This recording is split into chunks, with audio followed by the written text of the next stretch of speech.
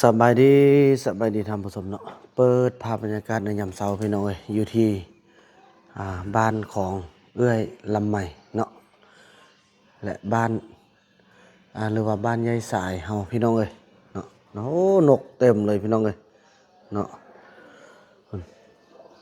นกเต็มเลยจับสายไฟโอ้ทายุลาวเฮานี่บ่เหลือนี่เพชรลาปิดกอยกินละมื้อนี้ก็ถือว่าจะมาเช็คเบิ่งการเดินทางแล้วได้พี่น้องเนาะเพราะว่าจะเกี่ยมเดินทางไปทางจังหวัดอุตรดิตถ์พี่น้องไปหาทางไปเยี่ยมยามทางป้าตุ้ยเนาะแล้วก็ทางพี่ติ๋วพี่น้องโอ้แม่ดาเพิ่นมาบ่เนาะบ่ได้โทรหาทางเอ้ยตุ้ยเอ้ยติ๋วเนาะก็ถือว่าจะไปเยี่ยมยามทำข้าวเพิ่นทางอุตรดิตถ์พี่น้องเพราะว่าตอนขึ้นเฮือนใหม่เพิ่นก็ยังมาเล่นมาช่วยงานบ่าวบุญนำอยู่ทางบ้านเนาะพี่น้องเพิ่นก็ยังให้บ่าวบุญนำไปเล่นน้ำแดแล้วป้าตุ้ยเพิ่นอยากร่วมทำบุญกับพ่อตุ้ยจันทร์พี่น้องก่อนจะออกจากบ้านกันมื้อนี้เนาะก็ได้เตรียมของเตรียมเครื่องสบายดีตอนเช้าสวัสดีจะไปโรงเรียนแล้วนี่เนาะยายสายเขาตื่นแล้วบ่จ้าพี่น้องเนาะอันนี้มันเครื่องที่เราใจเมื่อคืนเนาะเกี่ยมเมื่อคืนนี้ก็จะได้เก็บเป็นเครื่องของทางครอบครัวเฮือนเฮานี่พี่น้องทางพี่เอื้อยเฮาเนาะมันก็ อันนี้จะเป็นอะไรให้บุญมีนี่อันนี้ก็เป็นไว้ให้น้องเต้าโดยเฉพาะเลยนี่บ่แม่นนี่น้องเต้านี่น้องเต้ามีเครื่องกันหนาวมีเครื่องกันหนาวมีอย่างต่างเนาะแล้วก็ใกล้นั้นก็สิเป็นเอาไว้ให้ทางดีออดปุกกี้น้ำกันนั่นแหละพี่น้องเนาะเกี่ยมนี่พี่น้องนี่จะคือบาวบุญนำเด้อพี่น้องเนาะเป็นลูกของเวลาใหม่เฮาเนี่ยทางไอยังก็ไ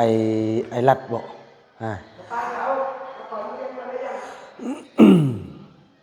เก็บเครื่องแล้วก็ยังจะมีทางนั้นเนาะทางพี่น้องเพิ่นสวัสดีตอนเช้าแม่สวัสดีเด้อสวัสดีตอนเช้าจักโมงเพิ่นอันไปโรงเรียนนี่จะได้กลับปะแล้วเด้อแม่เด้อมื้อนี้เด้อโอ้ยพี่น้องถ่ายคลิปทั้งบ่ได้คนน้อยเฮาเปิดเพลงพี่น้องเนาะเปิดเพลงนี่พี่น้องเนาะเฮือนรถทะเบียนเลขบ้านของ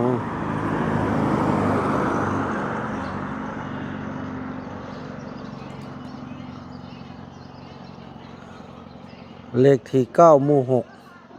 6บ้านน่าจะ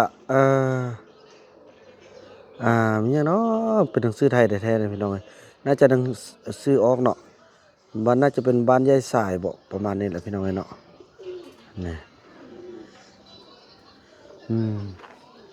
เกี่ยมจะเดินทางกลับบ้านกันแหละนี่พี่น้องถนนอยู่ทางหน้าบ้านเนาะก็ติดกับถนนเลยนี่สบายดีตอนเช้าเด้อ อากาศบ่หนาวบ่ร้อนพอดีอยู่เนาะพอดีอยู่กันเลยพี่น้องพอจะเดินทางต่อมื้อนี้เนาะพี่น้องอัปเดตให้ FC ได้ฮู้ได้รับทราบกันการเดินทางของบ่าวบุญนำและสาวนกพี่น้องเนาะเพิ่นกำลังไปโรงเรียนกันใส่เนาะเพิ่นว่าจะเอาวานงาสร้างใหญ่ให้นะเงินลังใดเนาะแล้วก็มีเครื่องค่ายอีกอย่างต่างๆนี่พี่น้องเนาะมันเครื่องค่ายเครื่องที่เพิ่นขายแล้วเพิ่นจะมาบริจาคให้พอต้องเหลืองเฮาพี่น้อง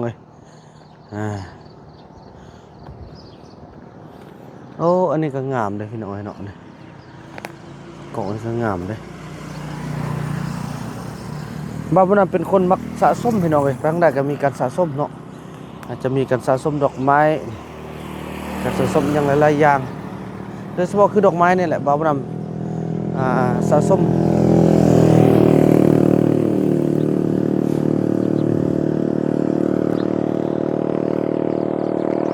บ้านหลังใดเนาะเพิ่นว่า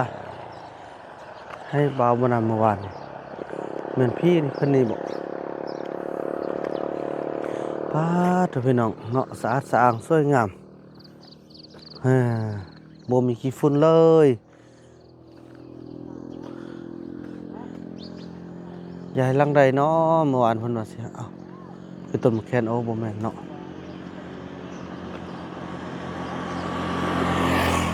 หรือว่าบ่แม่นที่นี่บ่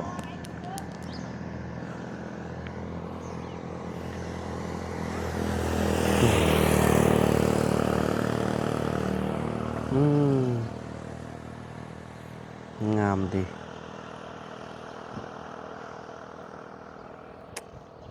สุดยอดถนนพี่น้องเอ้ยเนาะถนนสวยงามมากเลยเออ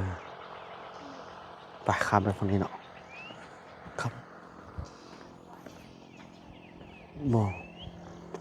น่าจะบ่แม่นพี่น้องเอ้ย อยู่ทางใดเนาะอืมไปยามมันถึกทางก่อนบัดนี้โอ้ยนกสอนเด้พี่น้องเอ้ยจะว่าเกียมเดินทางพบกันอยู่ทางจังหวัดอุตรดิตถ์พี่น้องเอ้ยเนาะมื้อนี้จะไปพักผ่อนอยู่ที่บ้านของ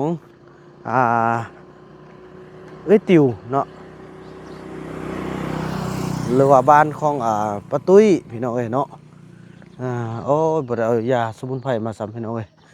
ลายเวียกพดเนาะบ่ท้องบ่ทันน่ะก็ได้